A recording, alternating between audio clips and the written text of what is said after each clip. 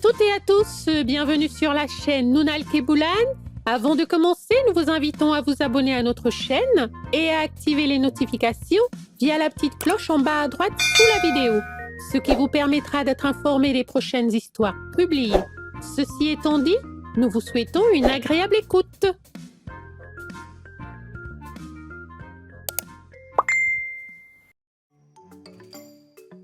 C'est un conte qui nous vient du Mali. Mariko le chasseur têtu et l'iguane d'eau. Mariko était un chasseur, mais quel chasseur! Il tuait les animaux comme si ce n'étaient pas des vies. Chaque jour, il en tuait des dizaines et des dizaines dont il exhibait les têtes et les queues comme trophées.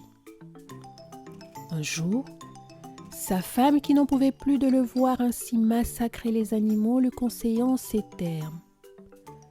« Mariko, s'il te plaît, arrête de tuer les animaux comme tu le fais. Ce n'est pas bien, ce sont des vies. » Mariko se moqua de sa femme, et dès le lendemain, il alla massacrer 3 dizaines de bêtes sauvages dont il ramena les queues au village.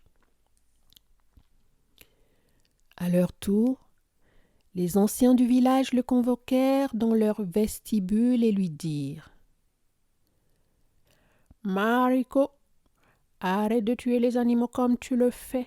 Si les chasseurs qui t'ont précédé sur cette terre avaient fait comme toi, tu ne serais pas devenu chasseur, car pas un seul animal sauvage ne leur aurait survécu. » Mariko se moqua des anciens, et dès le lendemain, il alla massacrer 4 dizaines de bêtes dont il ramena les queues au village. Ce jour-là, Mariko partit à la chasse. Toute la journée, il battit en vain la savane et ne rencontra aucune bête, même pas un petit écureuil. Le soir venu, il s'en retournait bredouille au village en maugréant quand il vit, allongé au bord de la rivière, un grand lézard qui se prélassait aux derniers rayons du soleil couchant. Ses yeux brillèrent de joie. Il n'allait pas essuyer les moqueries de villageois en rentrant bredouille. Il pointa son arme sur le lézard et allait tirer quand celui-ci, se mettant debout comme un homme, il chanta. « Ne me tue pas, Mariko, ne me tue pas. Ne me tue pas, Mariko, ne me tue pas. Je ne suis pas un lézard ordinaire. Vois-tu, les marchands du nord, du sud, de l'est et de l'ouest passent et repassent par ce chemin. Ils me voient ici tous les jours. Ils ne m'ont pas tué parce que eux, ils savent que je ne suis pas un lézard comme les autres. » Mariko lui répondit en éclatant de rire.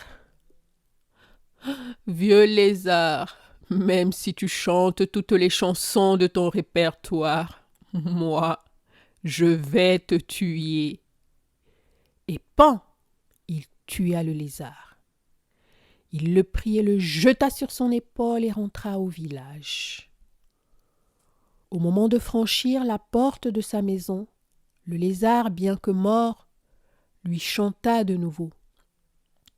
« Ne me tue pas, Mariko, ne me tue pas.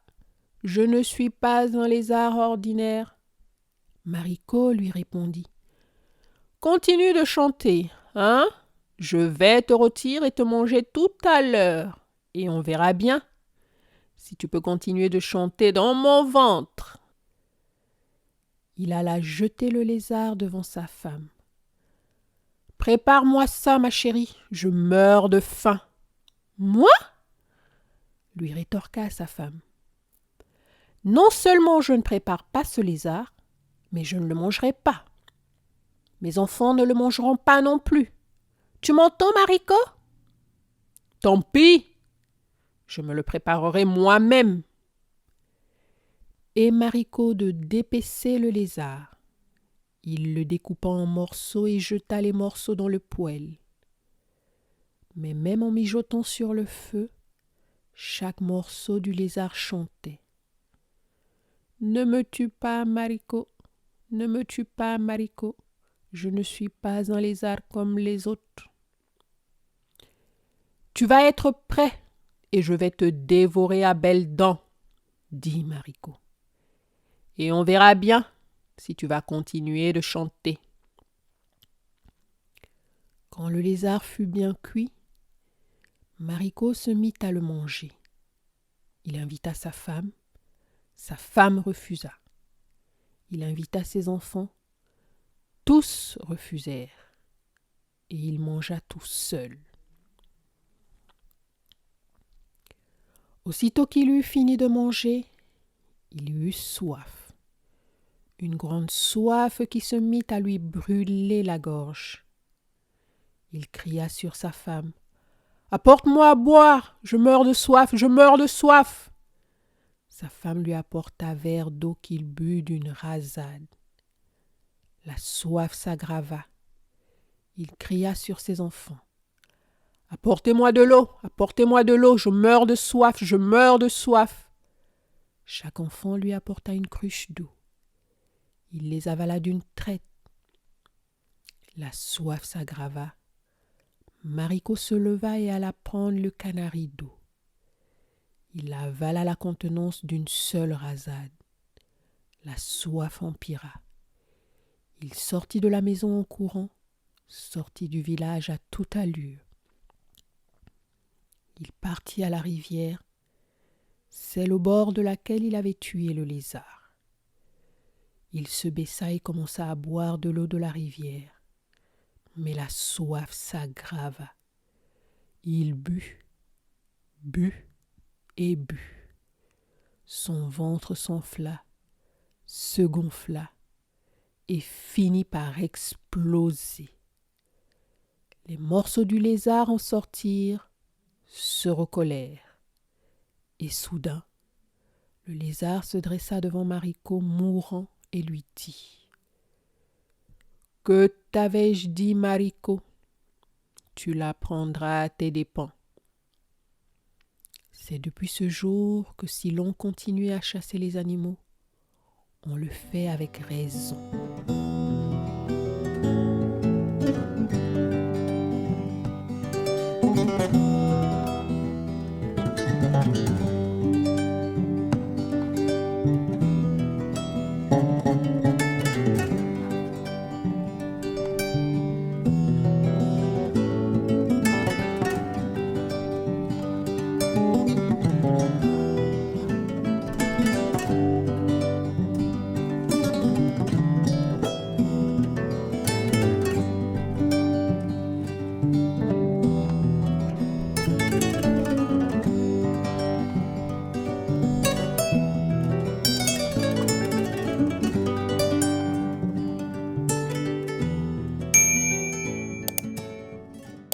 Voilà, c'est tout pour aujourd'hui. Si vous avez apprécié ce moment, n'hésitez pas à vous abonner à notre chaîne Nunal Keboulan et à activer les notifications pour être informé de nos prochains contes mis en ligne.